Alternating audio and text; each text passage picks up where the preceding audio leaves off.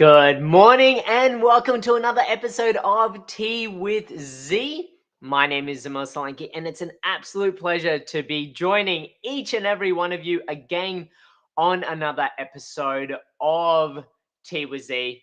And if you are watching live, give me the likes, give me the hearts, because at the end of the day, that energy exchange is what we're all about.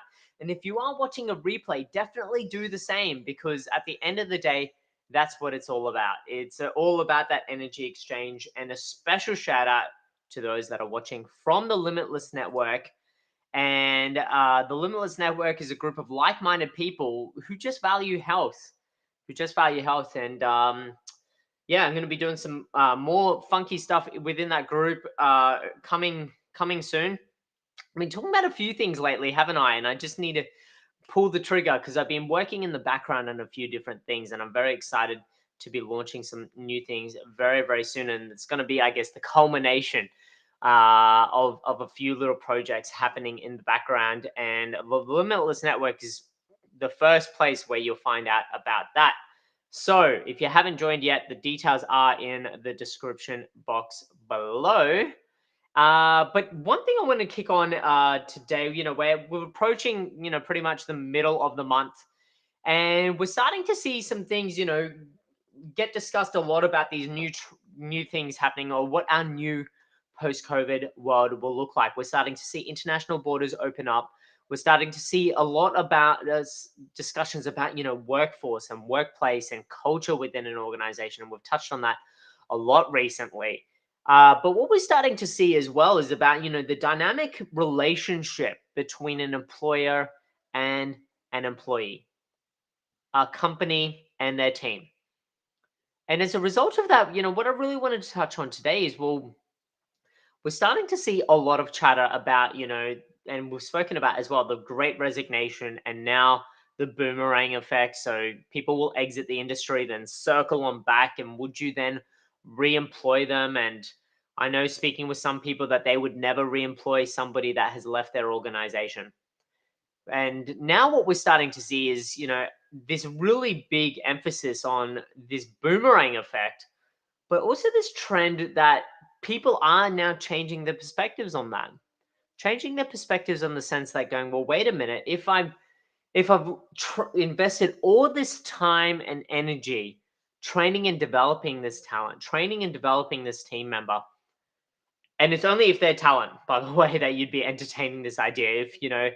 If you're sitting on the side of going, oh, I'm just glad they weren't a culturally aligned team member, they weren't the right fit for our business, they, were maybe even culturally destructive, whatever way, shape, or form, that you'd be like, no, that boomerang is never swinging back, then fine. But if you've invested so much time in this talent member, so they're not staff, they're talent, and you see them circling back, what is this evolving trend, to actually really embrace them and encourage them to return, knowing that you've now trained them to start with?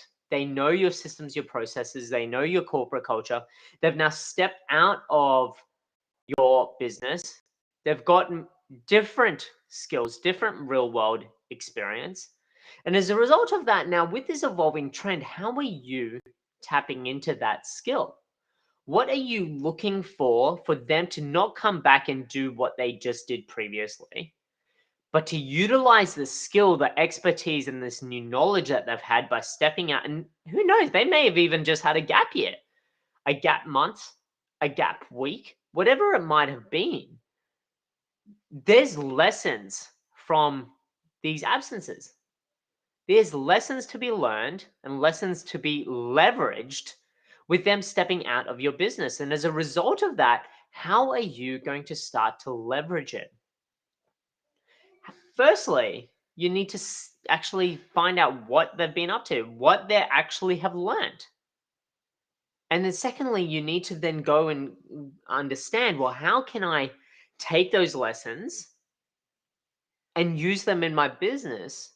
And third, how are they themselves going to recognize the opportunities that they have seen, that they have learned, and then to really bring them into the business to then actually build your business from maybe a totally different perspective? Because if they themselves have seen what opportunities lie now within your business, then to me, that is the holy grail, that they've come back and gone, Zamil, I've traveled the world over this past year and I've seen X, Y, Z. I want to come back and I know that this is going to be absolutely awesome in what we do. Or, hey, Zamil, I've gone and as you know, I've worked for this other company. And yes, at the time you saw them as a competitor, but you know what? They're not the right cultural fit for me. I want to come back, but did you know that I've learned X, Y, Z by working with this company? There's some really amazing things they do, and I'm not talking about ripping them off, but I'm talking about all of the amazing lessons that I've taken from this company and I've learned along this journey. And now maybe we can do things a little bit differently. Not to, like I said, rip them off, but to do things a little bit differently. It's given me a little bit of a different perspective. Let's have a chat. And it's really tapping into this, really tapping into these opportunities now, because like I've mentioned previously, we know that many industries are facing massive talent shortages.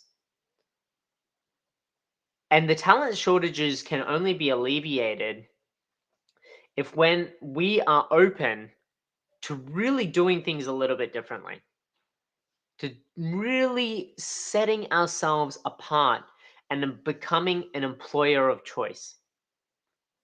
Because at the end of the day, if people out there are all spruiking the same message, oh, I'm hiring, I need this type of staff, I need this type of talent. If they're all spruiking, if you just jump onto these recruitment sites such as Seek and you read through the advertisements for talent, they're all the same. They're all the same. They're all worded the same. It's like they've come cookie cutter. So how do you stand out? How do you stand out? And not only just to these boomerang talent that are circling back, because at the end of the day, if you don't stand out, they're going to find somewhere that stands out. That boomerang is going to be attracted to the most favorable company when they are looking to circle back into the industry. And yes, you might be that one, but you might not be. And as a result of that, if you aren't right now, what do you need to change in your organization to become that? To become that shining light, that guiding beacon for that boomerang. So when all of these people exit and are circling back, that they are looking for a place like yours. What do you need to do within your organization, within your culture, within your team to really start changing that? And that might be as simple as conducting an exit interview. If somebody leaves your organization, an exit interview is going to give you deep insights and obviously primed with that psychological safety to say that, hey, look, this isn't going to, damage your career or your future prospects, but your open and honest communication with us helps us to grow. An exit interview is where I would be starting. And the second thing is really understanding the culture that within your organization that's left. Because if people are leaving in droves, well, then what is the culture within your organization right then and there? Are they leaving because your culture is not, what you say it is? You might be trying to build it up to be something special. You might not even be placing any emphasis on it at all. And now, as a result of that, they're leaving to go find what they perceive to be a greener pastures. And third, really just framing up that level of safety to have these open and honest conversations, not until the point in time that there's an exit interview. But right now, identifying these trends in the market and really throwing it out there and going, we know this is happening. We know this is happening. We don't want it to happen here. So what do we need to do differently right now to make sure we're not losing these talent in the first place? Because those companies that are doing that right now are retaining talent. But those that aren't are seeing them go in droves and going, oh my God, now I need to fill the vacancies. But there's nobody to fill it with. And those that are available aren't the people that they're looking for. And so if you're not having these conversations right now before it happens, when it does happen, it's too late. When it does happen, it's too late. And yes, on hindsight, the exit interview is great to reflect and to learn, to take lessons on what to do differently next time. But if you can have these open and honest conversations right now, you can start making changes before it even happens. And hey, they might exit anyway. But you know that you've done everything in your power to make sure that you're building a culturally supportive team, that your team, and even if they do exit, they might not have been a right fit. You might not have been able to provide them what they need at that point in time. But knowing and seeing the emphasis that you're putting into the business, and if they do still leave and they are talent, if they do circle back, they know that you are still an amazing option. If they go out there and see that the grass isn't greener on the other side, and we see that all the time, then knowing that they can come back is just another avenue as well. So that's my food for thought today. I really am excited to see what your comments are in the comment section below. So I guess coming back to the question is, what are you doing in your company right now to address the trend or these trends where you've got this divide, I guess, and we touched on it recently, with all of these laws changing and things like that in Portugal, where you've got this notion and this perception from an employer point of view and then from an employee point of view. What are you doing in your business right now to not draw that line in the sand as previously discussed, but to actually create that bridge over it? To create that bridge over it. What are you doing in your organization right now to prevent you from entering what these new trends are, which is the great resignation, the boomerang?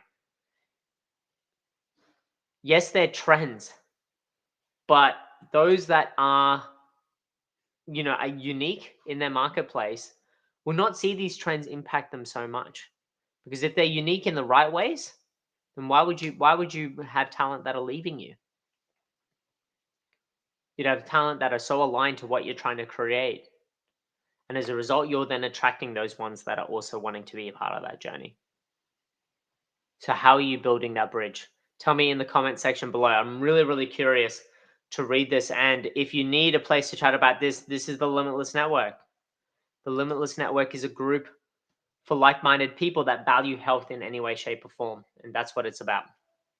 So that's it from me today. Have an absolutely amazing day. Stay safe, stay well wherever you are in the world. And I really look forward to reading each and every one of your comments. And thank you in advance for taking the time to even do that.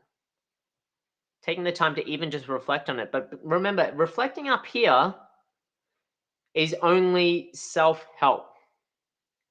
And it might not even be that, because it might be just a thought you're taking no action. But if you can at least take the first step of action by sharing what you want to do, that then translates to a level of accountability. Because if you've put it out there and you've documented it, well, then you've got a team to hold you accountable to it.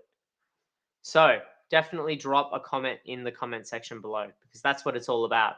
Sharing that so then people can hold you accountable. A lot of people don't want to share because they're like, oh, I'm wondering, are people going to take my ideas? Are people going to take my ideas and do it?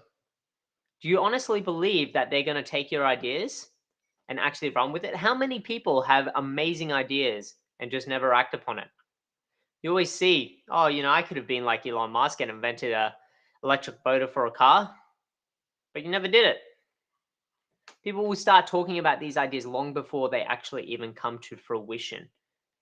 But it's those that actually do the work, that's where it translates.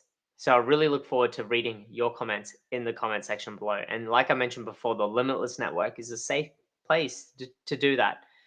So that's it from me today. Have an amazing day wherever you are in the world. And I really look forward to catching up with you on another episode of Tea with Z tomorrow. But between now and then, I look forward to seeing what action you're going to be taking.